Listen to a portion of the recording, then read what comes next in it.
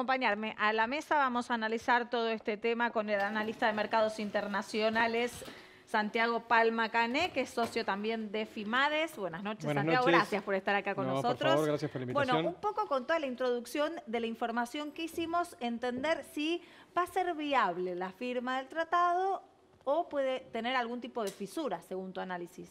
Sí, yo lo que querría agregar en primer lugar es que creo que esta oportunidad, de acuerdo con la Unión Europea en este momento de guerra comercial de Estados Unidos con China, de Estados Unidos con México, algún cruce por el tema automovilístico con Europa, es una muy buena oportunidad para la Argentina tener la oportunidad de firmar un acuerdo con la Unión Europea, que es un mercado serio, con el que venimos negociando hace 20 años. Las negociaciones comerciales llevan mucho tiempo, normalmente, quizás 20 años es mucho, pero sí llevan mucho tiempo, es una negociación de mucho detalle, producto por producto, sector por sector. 20 años, nos decía Laura recién. Y generalmente cuando se está llegando a la finalización de las negociaciones es porque las cosas en general están muy acordadas, todos los costos y beneficios están bien estudiados y parecería que estamos cerca de una negociación, ¿no? Si uno ve la agenda de Macri, se está reuniendo no solo en esta cena que comenta Laura, con un grupo de comisionados, sino que también tiene previstas reuniones con Macron, con Sánchez, con Merkel. Así que Bolsonaro también impulsa muchísimo este acuerdo. Así que, bueno, espero que sí, que se cierre una negociación pronto, de acá a fin de año. También Bruselas impulsa muy fuertemente, sabemos, en Bruselas está el comisionado de comercio de la Unión Europea, se impulsa fuertemente también el cierre del acuerdo, porque Europa también está viendo que esta guerra comercial le puede generar algunos desabastecimientos y Sudamérica es un productor importante de muchos productos básicos, pero también de algunos insumos que se consumen en la Unión, ¿no? Santiago, vos recién mencionabas a Bolsonaro y yo me preguntaba, muy importante justamente que el bloque sea un bloque, porque si hay fisuras, claro, ¿no? La negociación se complica. ¿Vos hoy ves al Mercosur realmente unificado en su postura? Bueno, entendamos que el Mercosur es bastante más amplio que Bolsonaro y Macri, ¿sí? Pero bueno, Macri y Bolsonaro son figuras claves en el Mercosur. Creo que el Mercosur sí tiene una unión, por lo menos para encarar la negociación con la Unión Europea, una postura sólida. Y bueno, veremos a ver qué es lo que sucede en el G20, ¿no? Pero me da la sensación que, retomando, ¿no? La pregunta de Laura, que en este sentido, de puertas para adentro, Brasil es una gran economía y también tiene intereses. Entonces, ¿cómo van a primar los intereses de negociación con la Unión Europea? ¿Los de Argentina, los de Brasil? ¿Cómo es esa interna? Bueno, ahí está la negociación previa que hay y que se viene llevando a cabo entre Brasil y Argentina, entre los cancilleres, y también lo que se exterioriza de la excelente relación que tiene el presidente Macri y Bolsonaro. Claro.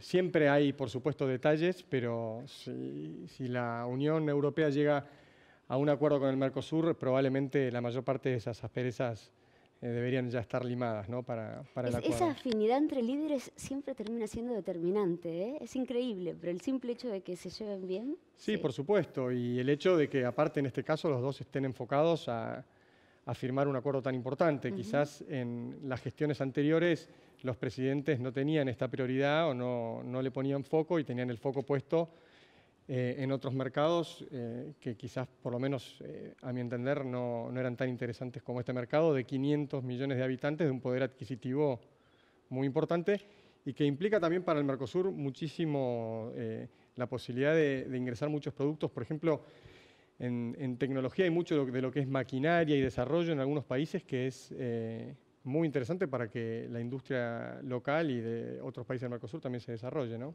Tengo dos preguntas para hacerte. La primera es si nosotros podemos salir mucho más beneficiados de la disrupción entre Reino Unido y Europa, porque bueno, Reino Unido va a estar libre de comerciar nuevamente y bueno, nosotros somos proveedores y podemos proveer a Europa, ¿por qué no también proveer a Reino Unido si eso no nos va a beneficiar a nosotros, a pesar de que los perjudica a los europeos? Y la otra, bueno, primero esa, vamos por partes, porque si no... Vamos por orden. Sí, no, vamos por orden. Bueno, todavía lo del Brexit y cómo va a quedar el Reino Unido después de su salida de la Unión Europea es una gran incógnita, ver de qué forma va a salir, en qué plazos. y cómo va a quedar con respecto a los demás mercados con los que transa, porque, digamos, en los últimos años tenía un estatus de comercialización de sus productos que todavía no está resuelto ni cómo ni cuándo van a salir, y por lo tanto yo creo que va a ser, por lo menos para nosotros, una incógnita de tiempo a resolverse, ¿no? Entonces te pateo a otra incógnita.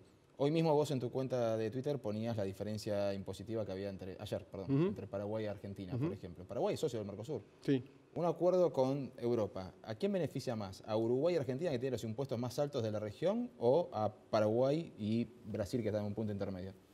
Y como comentaba ayer en mi tweet, sí, Paraguay hoy, para resumir, tiene un régimen impositivo muy, muy beneficioso, un impuesto a las ganancias del 10%, un IVA del 10%, y lo que es más importante, y sí creo que es buena la pregunta que me haces, es que tiene aranceles de ingreso y de egreso a sus productos del 1%, y un sistema, un régimen de maquila, que es decir, un régimen de mano de obra abocada al armado de componentes, que si estamos hablando de que pueden ingresar productos al 1%, componentes, que con una mano de obra muy barata, mucho más económica que la de Argentina, en horas hombre, en costo de hora hombre, y un costo de salida del 1%, impuestos del 10%, impuestos a las ganancias, bueno, habría que ver, eso va a ser un tema, creo, para ver clave, ¿no? Más allá de que, Santiago, también que Paraguay, desde la presidencia de Abdo, desde que se inició todas esas reformas que no se estuvieron dando en el resto de los países, las impulsó para poder motorizar un poco la economía del país. Después empezó a dar frutos. De hecho, en los últimos años Paraguay, uno va y se nota, pero es muy visible el cambio económico que hay. Hay constantes reuniones entre el vicepresidente de Abdo y empresarios de todo el mundo. O sea, hay como una apertura en ese sentido. Sí. Todavía esta apertura nos generó un volumen que pueda ser amenazante o determinante para la Argentina o para Brasil, pero si este régimen sigue y, como decís vos, uno va a Paraguay y ve un desarrollo impresionante y el volumen ya empieza a tomar otra dimensión, bueno, sí será un tema para tratar dentro del Mercosur, ¿no? Hablando ya ahora del G20, me preguntaba, creo que todo el mundo debe estar como conteniendo el aliento a ver si a Trump se le vuelan y patea el tablero de vuelta, ¿no? Y dice alguna barbaridad o tuitea algo y se va y da el portazo. ¿Vos crees que puede ser el caso o que va a haber un ánimo más conciliatorio en esta reunión? Trump, en las últimas reuniones internacionales presenciales en las que él ha estado, no ha tenido actitudes como las que tiene muchas veces en su Twitter o cuando, digamos, tiene distancia con los líderes, ¿no? Yo tengo la expectativa de que cuando se encuentren con los demás líderes, y específicamente con el presidente chino, no levante el voltaje de la discusión y no digo que lleguen a un acuerdo y una resolución del asunto ahí, pero sí que por lo menos sigan generando un marco de negociación futuro más amigable y bueno, veremos, ¿no?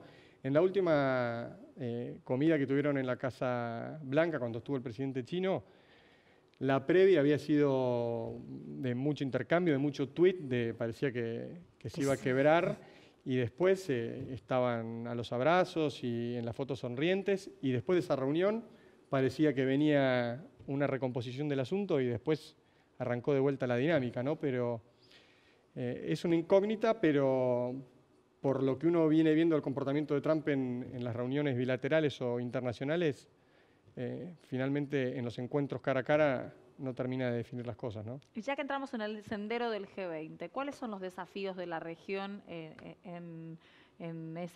ahora en Japón?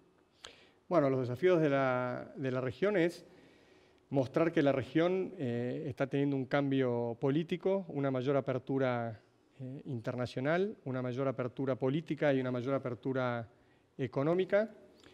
Y específicamente Argentina creo que tiene también bastantes desafíos de explicar cómo va la economía, de explicar cómo va... el año electoral.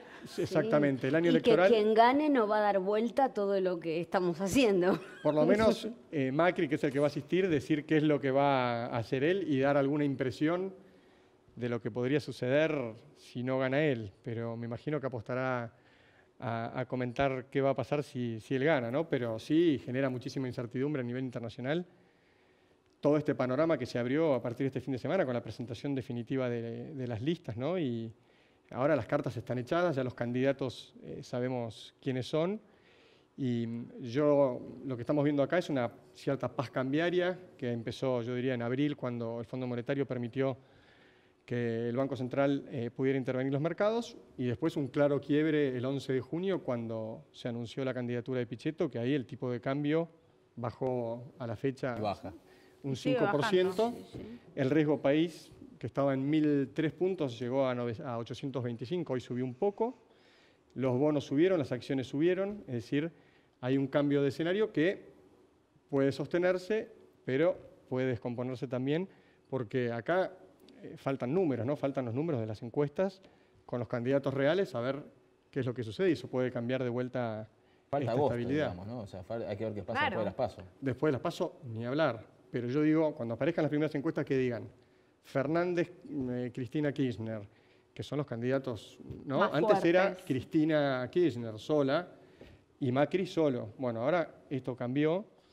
Entonces, Ya que hay aparezcan, fórmulas. exacto. Y después van a tener que aparecer el contenido de las fórmulas, ¿no? Y qué es vos lo comentabas al principio del programa. Muy bien, los candidatos están, pero ¿qué proponen? Claro. ¿No? Hacia futuro. Porque, bueno, hay cuestiones que resolver y hay políticas que definir. Y la gente después tendrá que elegir y definir a ver si, más allá de los candidatos, lo que proponen es viable o no viable, ¿no? Santiago, y actualmente está el gobierno de Cambiemos, ¿no? Con un eventual gobierno diferente, ¿no? Con un eventual cambio de gobierno. Esto podría llegar a afectar las diferentes relaciones internacionales, los diferentes tratados, como por ejemplo con el de la Unión Europea. Va a depender de la política internacional que tome el partido que asume, si no es el partido del oficialismo. Si toman una política comercial abierta y en la misma línea que la que tiene el gobierno actual y los demás miembros del Mercosur, no habría grandes cambios. Parecería que los que tienen posibilidades de ganar la elección, que es el partido de Fernández y de Cristina Kirchner, por lo menos por lo que uno pudo ver en sus gobiernos anteriores, la política exterior es totalmente distinta y no veo razones por la que la vayan a cambiar, ¿no? Por lo tanto, un cambio de gobierno del actual a lo que puede ser el kirchnerismo puede implicar cambios en las relaciones internacionales que sean importantes. Aparte, ya Bolsonaro, por ejemplo, expresó que con el kirchnerismo no tiene buenas relaciones, ¿no? Entonces eso también... Aparte Pero eso uno me da la recuerda que cuando sensación que después cambia, pero bueno. Uno recuerda Sí, que cuando... claro, por supuesto que se tendrá que acomodar, pero no van a ser relaciones fluidas, digamos, estimo. No, obviamente, después te toca lidiar con tu vecino y se acabó. Se mudó el vecino, vino otro y bueno, es tu nuevo vecino. Pero uno recuerda que cuando fueron las negociaciones por la reestructuración de la deuda, el jefe de gabinete era Alberto Fernández, y eso dejó ciertos hilos sueltos, que fue lo que terminó colapsando en el 2014-2015. Próximamente Alberto Fernández tiene que reunirse con autoridades del Fondo Monetario Internacional. No sé si mañana o pasado, pero no El pasado. jueves. El jueves. Sí. ¿Qué es lo que se dialoga en esos casos? O sea, se sienta lo del Fondo Monetario Internacional con un tipo que la última vez nos pagó cash. Listo, sí, fantástico, es un gran deudor. Pero, ¿qué se negocia? ¿Qué se charla ahí cuando uno le entregó todo a una gestión que no sabemos si va a continuar y tengo que charlar con el que puede venir después? Bueno, él ayer en una entrevista radial dijo que lo primero que le iba a decir al fondo es que habían cometido un grave error prestándole, sí, es decir, arrancamos bien. Supongo que eso será el mensaje que le da para sus votantes o para la gente de la tribuna de él, digamos, ¿no? Después, en privado y en lo serio, estimo que les dirá lo que le tiene que decir, que es ver la forma de ir cumpliendo el acuerdo. Argentina tiene necesidades financieras en los próximos años, una carga pesada de vencimientos y de intereses. Necesita del Fondo Monetario y el gobierno que asume en unas condiciones muy distintas al escenario que cuando estaba Alberto Fernández en su momento en la jefatura de gabinete. O sea, con una situación fiscal distinta, una situación de cuentas externas distinta, sin una soja de $600, sin en su momento los fondos de la CFJF que sirvieron para cubrir gastos. Es decir, el escenario es distinto y bueno, veremos. Es muy importante lo que va a pasar el jueves o lo que surja y salga a la prensa de esa reunión, ¿no? Santiago, igual más allá de ese mensaje, ¿no? Que como bien decís es un poco un mensaje para la tribuna y para... en la instancia en la que estábamos, ¿vos creés sinceramente que la salida era acudir al FMI en ese momento, habiendo llegado a esa instancia, o que había realmente alternativas que no se consideraban? Se barajaron otras alternativas, se probaron, o sea, Argentina venía de financiarse en el mercado externo bajo determinadas condiciones. Y pero eso ya no era posible. Eso ya no era viable. Cubrir el gasto y las necesidades de financiamiento que había con emisión tampoco era viable y era posible, eso ya se había terminado. Y las otras fuentes de financiamiento externo, para el volumen de plata que necesitaba Argentina, no alcanzaba. O sea, el único prestamista que estaba dispuesto a darle la suma que necesitaba el gobierno para seguir adelante era el fondo bajo esas condiciones. O sea, obviamente que fue una decisión que se barajó después de evaluar todas las alternativas, pero el momento para Argentina para buscar otras fuentes de financiamiento no era posible. Ahora, ¿tenemos que estar preparados los argentinos para otro golpe de timón en la economía o podemos pensar de que puede llegar a haber una estabilidad mínima? Si cambia el gobierno, me decís, si viniera...